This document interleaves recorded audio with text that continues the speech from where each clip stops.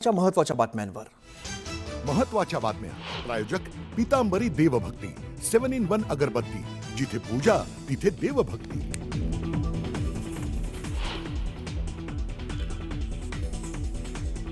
मुंबई, ठाणे, रायगड, पालघरसह रत्नागिरीत आजही मुसळधार पावसाचा इशारा, तर कोल्हापूर घाट, गडचिरोली, नागपूर आणि गोंदियाला ऑरेंज अलर्ट।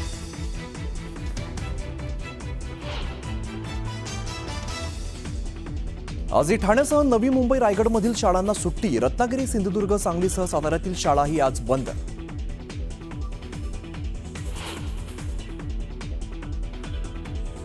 कालच्या खोळंब्यानंतर आज मध्य हार्बर आणि पश्चिम मार्गावरती लोकल सुरू, मध्य रेल्वेवर लोकल उशिराने, ट्रॅकवरून पाणी ओसरल्यामुळे मुंबईची लाईफलाईन पुन्हा एकदा ट्रॅकवर।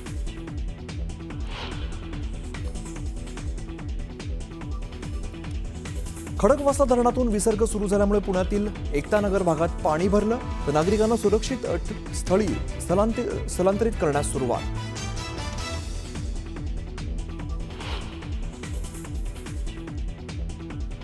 कोयना नगर परिसरात पावसाचा कहर सुरूच, कोयना धरणाचे दरवाजे 13 फुटांनी उघडले। दरम्यान कराड चिपळूण मार्ग बंद असल्यामुळे कोकणात जाणारे 150 प्रवासी पाटणमध्ये अडकले।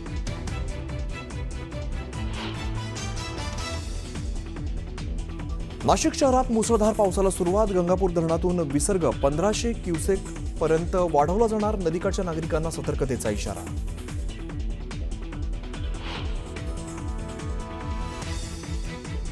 मुंबईत मोनो सेवा पूर्वपदावर, तर भक्ती पार्कजवळ मोनो अडकल्याच्या प्रकरणाच्या चौकशीचे मुख्यमंत्र्यांचे आदेश। 582 प्रवासी तब्बल 2 तास अडकले होते मोनोमध्ये।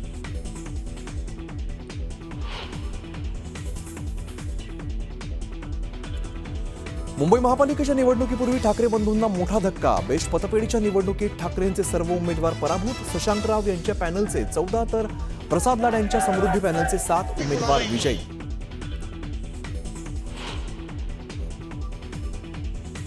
मला माहीतच नाही विषय, या स्थानिक निवडणुका असतात, मला खरोखर माहीत नसेल तर मला प्रश्न विचारू नका। संजय राऊतांनी बेस्ट पतपेढी निवडणुकीच्या निकालावरती बोलणं टाळलं, निकालाबाबत माहिती नसल्याची पहिली प्रतिक्रिया।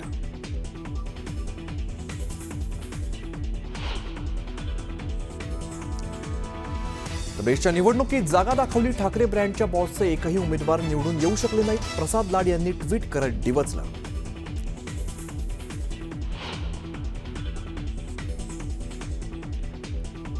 दादर कबूतरखाना राड्याच्या 14 दिवसानंतर 150 जणांवरती गुन्हा दाखल, 6 ऑगस्टला कबूतरखान्यावरील ताडपत्री फाडत तोडफोड प्रकरणी आंदोलकांवरती कारवाईचा बडगा।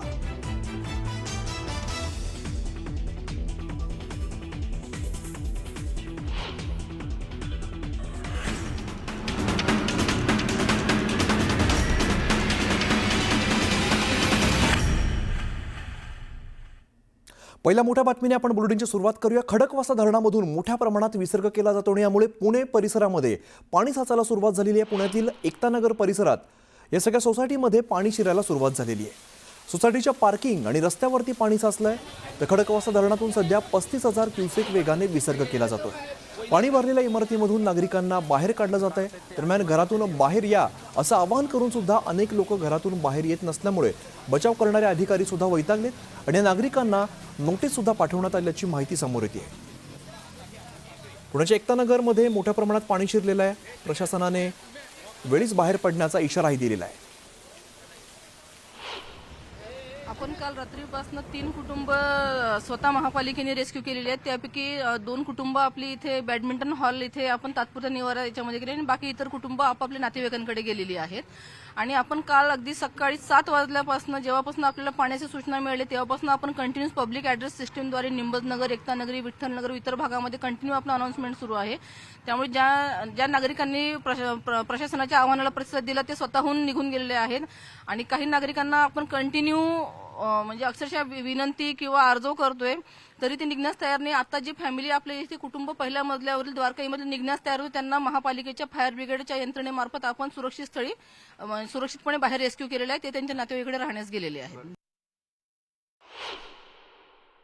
जिथं जिथं ताबडतोब ज्या गोष्टीचे निर्णय घेण्याची गरज असेल तशा प्रकारचे निर्णय पण घेतोय।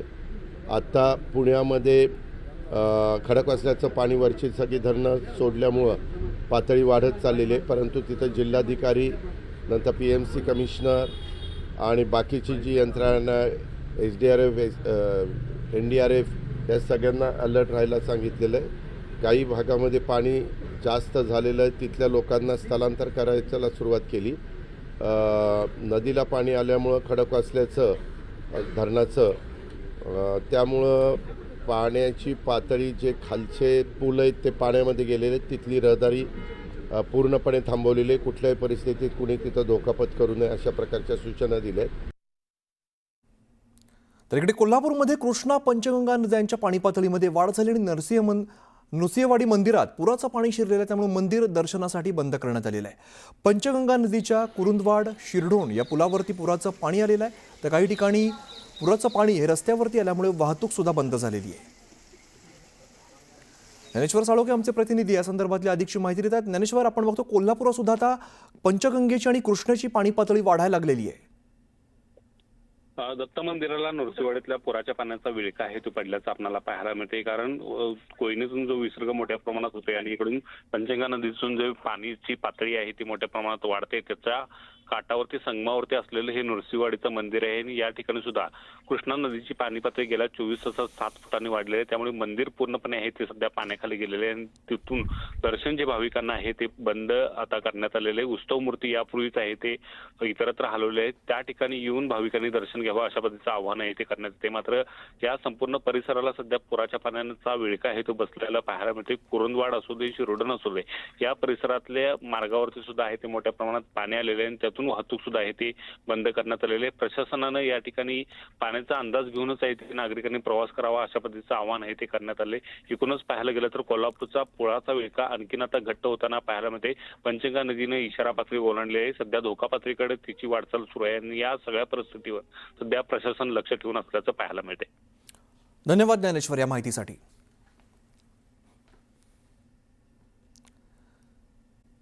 पावसासंदर्भातली आता महत्त्वाची बातमी आपण बघूया। मुंबईसह राज्यभरात मुसळधार पाऊस बरसलेला आहे आणि अनेक ठिकाणी अजून सुद्धा पावसाचा जोर कायम असणार आहे। दरम्यान आज महाराष्ट्रात कुठे कुठे पावसाचा इशारा देण्यात आलाय ते आपण एकदा नजर टाकूया।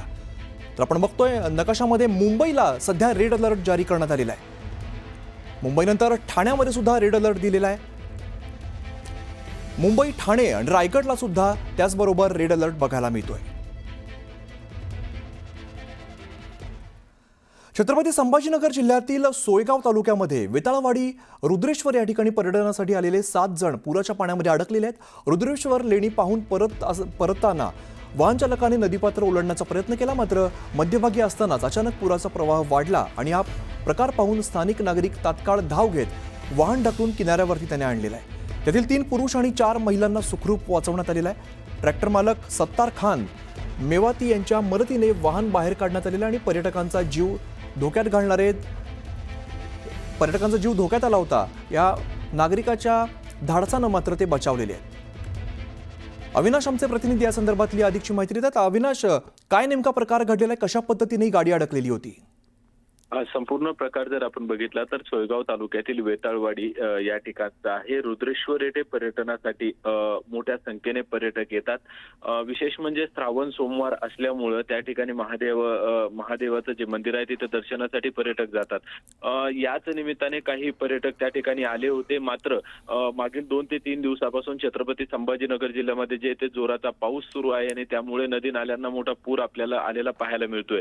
असं असताना देखील नदी पार करताना या वाहन चालकांनी त्यामध्ये काही महिला होत्या, 4 महिला आणि 3 पुरुष होते, यांना घेऊन नदी ओलांडण्याचा प्रयत्न केला। पुलावरून पाणी चालू असताना खरं तर हा मोठा अनर्थ घडू शकला असता। जर वाहनाचं संतुलन बिघडलं असतं तर त्या पाण्यामध्ये वाहन देखील वाहू शकत होतं, सर्वांचा जीव देखील टांगणीला लागलेला होता। मात्र हा संपूर्ण प्रकार ज्यावेळेस घडत होता त्यावेळेस काही स्थानिक नागरिक होते, ट्रॅक्टर चालक होते, त्यांनी हा प्रकार बघितला आणि तात्काळ त्या ठिकाणी धाव घेतली। स्थानिकांच्या मदतीने यांचा जीव वाचवण्यात यश आलं असलं तरी किंवा अनर्थ टळला असला तरी पर्यटकांनी अशा प्रकारचं धाडस करून आपला जीव धोक्यात घालू नये असा तीव्र संताप आपल्याला पाहायला मिळतोय. जर त्या ठिकाणी आपण जर बघितलं तर मोठ्या पर्वतरांगा आहेत, डोंगर आहेत आणि पाण्याचा फ्लो जो आहे तो मोठ्या प्रमाणात असतोय. त्यावेळी असल्या प्रकारे तरी नागरिकांनी पर्यटकांनी करू नये अशीच मागणी आता तिथे स्थानिक नागरिकांकडून होती आणि प्रशासन देखील आता सतर्क झालं असून त्या ठिकाणी असे काही प्रकार घडणार नाही या ठिकाणी खबरदारी घेताना आपल्याला दिसून येत आहे. निश्चित. अविनाश, धन्यवाद या सगळ्या माहितीसाठी. मागील 6 दिवस सुरू असलेल्या पावसाच्या संततधारेमुळे नवी मुंबई मोरबे धरण ओव्हरफ्लो झाले आणि त्यामुळे धरणाचे दोन्ही वक्राकार दरवाजे 25 सेंटीमीटरने उघडण्यात आलेले आहेत. तर 1123 क्युसेकने धावरी नदीपात्रात सध्या पाण्याचा विसर्ग सुरू आहे. धरणाचे दोन्ही वक्राकार दरवाजे उघडण्यात आलेले आहेत, त्यामुळे पाण्याचा विसर्ग मोठ्या प्रमाणात सध्या सुरू आहे. नवी मुंबईतील मोरबे धरण आता ओव्हरफ्लो झालेलं आहे. मागचे काही दिवस मुसळधार पाऊस होतो आणि या मुसळधार पावसामुळे नवी मुंबईतील धरणं आता ओव्हरफ्लो होत आहे. धरणाचे दोन्ही वक्राकार दरवाजे 25 सेंटीमीटरनं उघडण्यात आलेले आहेत. त्यामुळे धावरी नदीपात्रात सध्या 1123 क्युसेकने पाण्याचा विसर्ग केला जातोय.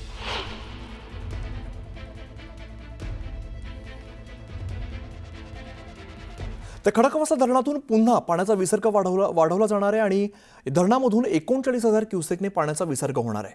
भिडे पुलासह नदीपात्रातील रस्ते दुथडी भरून आता वाहू लागलेले आहेत. मुळामुठा नदीकाठावरती पाणी सध्या बघायला मिळत आहे. नदीकाठातील परिसरातले जे मंदिरं आहेत ती देखील आता पाण्याखाली जाताना दिसत आहेत आणि नदीपात्रात वाहतूक कालपासून पूर्णपणे बंद झालेली आहे. नदीपात्रात अनेक ठिकाणी महानगरपालिका आणि अग्निशामक दलाचे जवान तैनात करण्यात आलेले आहेत. याचा आढावा घेतलाय आमचे प्रतिनिधी अभिजित पोते यांनी. पुणे शहरासह पुणे जिल्ह्यात आणि खडकवासला धरण साखळी क्षेत्र किंवा घाटमाथ या ठिकाणी गेल्या 3 दिवसांपासून पावसाची रिमझिम सुरूच असलेली पाहायला मिळते आणि त्यामुळे खडकवासला धरणातला पाण्याचा जो आहे तो विसर्ग मोठ्या प्रमाणात मुळामुठा नदीपात्रात करण्यात येत आहे. आज सकाळपर्यंत तो 35,000 क्युसेकनं विसर्ग जो होत होता तो थोड्याच वेळात वाढवून 39,000 क्युसेक पाण्याचा विसर्ग या मुळामुठा नदीपात्रात करण्यात येणार आहे. खरं तर कालपासून आपण बघतोय की भिडेपूल असेल किंवा मुळामुठा नदीपात्रातले जे रस्ते आहेत त्या रस्त्यांवर पाणी जे आहे ते कालपासून आलेले आहे. सगळ्या परिसरातील वाहतूक कालपासून बंद करण्यात आलेली आहे. खडकवासला धरणातून पाण्याचा विसर्ग झाल्यानंतर मुळामुठा नदीपात्र जे शहरालगत आहे, पुणे शहराच्या 2 भागांना जोडणारं हे पात्र आहे, त्या पात्रामध्ये मोठ्या प्रमाणात पाणी जे आहे ते आता आलेलं पाहायला मिळते. खरं तर खडकवासला धरणातून पाण्याचा विसर्ग गरज पडल्यास पुन्हा जो आहे तो वाढवण्यात येणार आहे. ही सगळी दृश्य तुम्ही पाहताय. या नदीकाठावरची जी रस्ते आहेत, जी घरं आहेत किंवा जी आस्थापना आहेत, जी मंदिरं आहेत, त्या सगळ्या ठिकाणी आता हळूहळू पाणी जे आहे ते शिरायला सुरुवात झालेलं आहे. प्रशासनाकडून सतर्कतेचा इशारा नदीकाठावरची गावं असतील किंवा जी घरं आहेत शहरातली त्यांना देण्यात आलेलं आहे. कालपासून या ठिकाणी अग्निशमन दलाचे जे जवान आहेत किंवा महानगरपालिकेचे जे जवान आहेत ते तैनात करण्यात आलेले आहेत. सगळी काळजी प्रशासनाकडून घेण्यात आलेली आहे. जे स्पॉट आहेत त्यांना दोरी आणि बॅरिगेटिंग करून बंद करण्यात आलेलं आहे. अग्निशमन दलाचं वाहन या ठिकाणी तैनात करण्यात आलेलं आहे. कालपासून जे जवान आहेत ते वारंवार इथल्या नागरिकांना सूचना देत आहेत. गरज पडली तर नदीकाठच्या गावातील जे नागरिक आहेत किंवा नदीपात्रातले जे नागरिक आहेत त्यांना सुरक्षित ठिकाणी हलवण्यात येणार असल्याचं देखील प्रशासकीय अधिकाऱ्यांकडून सांगण्यात येते. काळजी म्हणून सगळी जी आहे ती पर्यायी मार्ग या अग्निशमन दलाच्या जवानांकडून इथे करण्यात आलेला आहे. कुठलाही अनुचित प्रकार घडू नये याची काळजी प्रशासकीय अधिकारी, अग्निशमन असेल, पुणे महानगरपालिका असेल, पोलीस प्रशासन असेल, या सगळ्यांकडून घेण्यात येते. खरं तर आज देखील पुणे जिल्ह्याला पावसाचा ऑरेंज अलर्ट सांगितलाय.